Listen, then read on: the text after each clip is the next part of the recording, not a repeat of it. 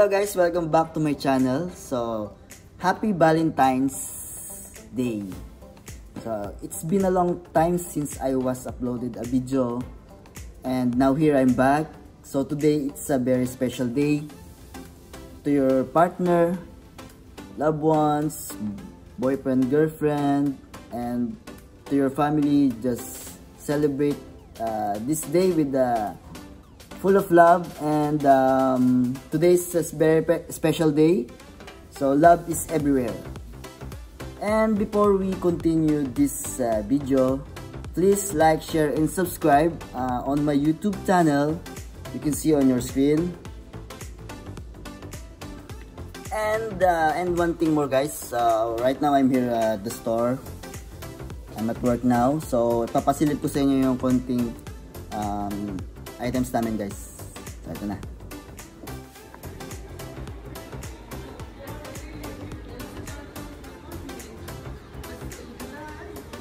So yan, konting pasilip sa inyo yung aming Valentine's collection. So yan. So ang name ng shop namin ay Flying Tiger, Copenhagen, Denmark. Yan. So meron kaming mga school supplies, game. So meron din kaming kitchen, then hobby, ano pa ba, textile, so yan, personal care.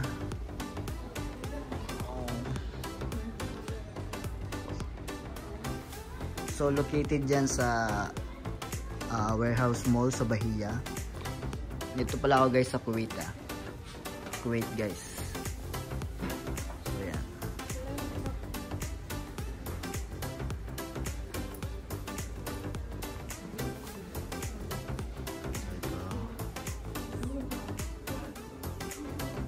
So may mga costume tayo dito, birthday.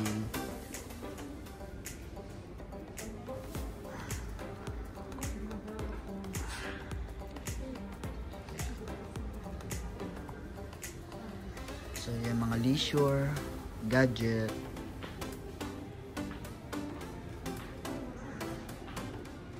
So yan, tinuro ko na kayo dito sa aming shop guys. So dito ako nagtatrabaho sa cashier. Dito yung pwesto ko. So yun na nga, Valentine's ngayon diba? So dapat tayo ngayon ay nagsi-celebrate. So dapat tayo na regalo o kaya kasama natin yung mahal sa buhay para maramdaman natin yung Valentine's, di ba? Ganun yun, di ba? Ganun. So, yung kaso ko ngayon ay hindi ganun. So, nung Lunes pa ay dapat day off ko, lalabas kami. And then, yung manager ko ay nag-text sa akin na pumasok ko ng alas 6. So, nagpuspon yung lakad namin. Ganun na nga kasama yung aking araw.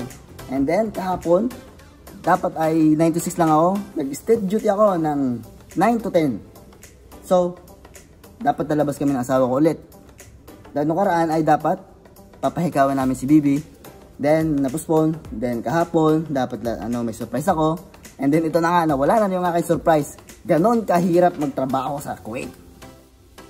Nagrereklamo ako pero wala akong magawa. So ngayon, being a professional, kailangan natin gawin yung trabaho natin. So trabaho yan.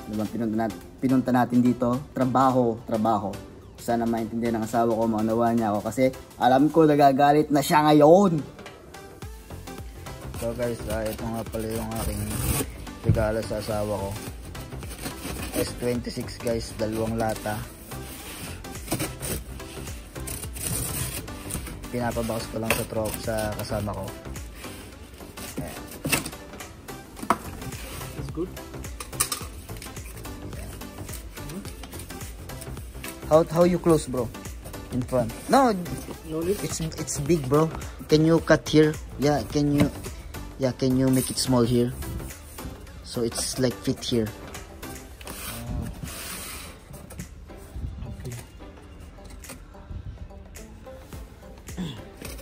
So ito guys, anong regalo nyo sa partner nyo, asawa nyo ngayong Valentine's? Ito yung regalo ko sa asawa ko. S26. 2 lata.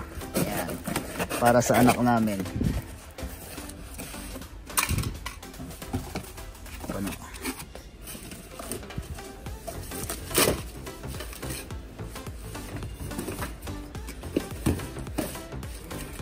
And also the diaper, bro, I'll make it wrap.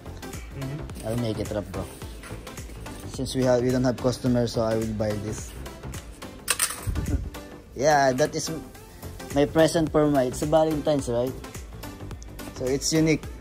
I'll give to my wife when I finish my work, go home, bro.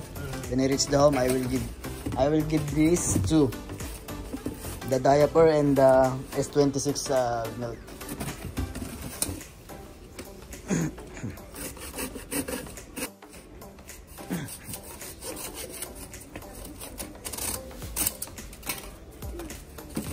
Okay, nice one, bro.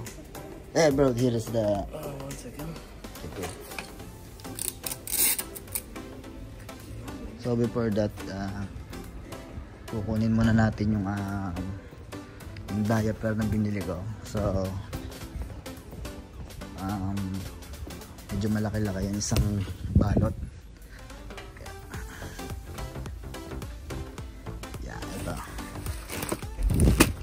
So ito yung diaper ng baby ko, newborn. Yan, newborn. So 44 pieces siya. So ayan, bro, malapit na niyang matapos. So ito guys, yan, nakita niyo. Happy Valentine's. Happy Valentine's.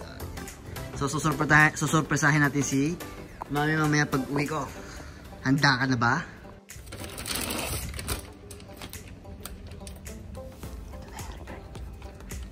Ay, lagi dito. Wait lang.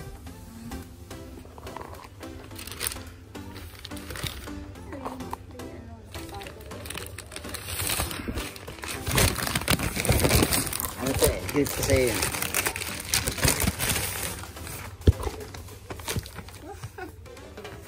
Ayan. Ang bigat sa day. Basta mo? Ano naman na to? Alam ko na ano to. Ano? Bato. Bato? Ano yan? Ayan no. Happy Valentine's.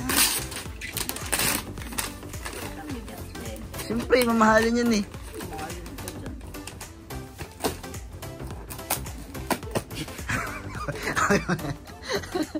Bakit? Hindi na wala kang to eh. May bibi to eh. Be. Galit sa'yo. Happy Valentine's, Ray. May bibi naman to eh. Oo. Ito pa, Happy Valentine's.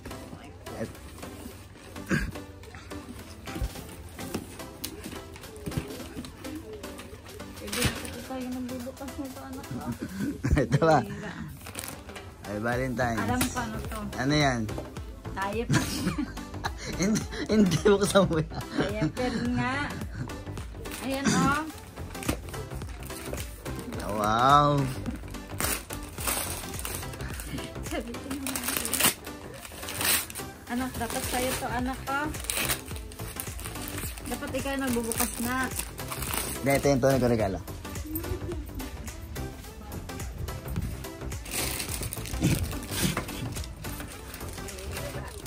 Yan!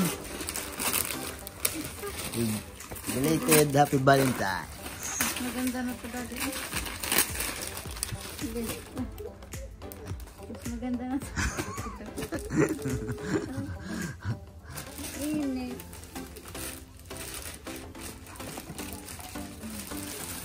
Ano to? Bo? Wow! Kasi basakan. Sukat mo. Kalat ka naman eh. O, dyan eh. Kasi sa akin today. Kasi Salamat, Daddy. Pero mas maganda ka. So, okay na ka. wala kasi siyang tumedi.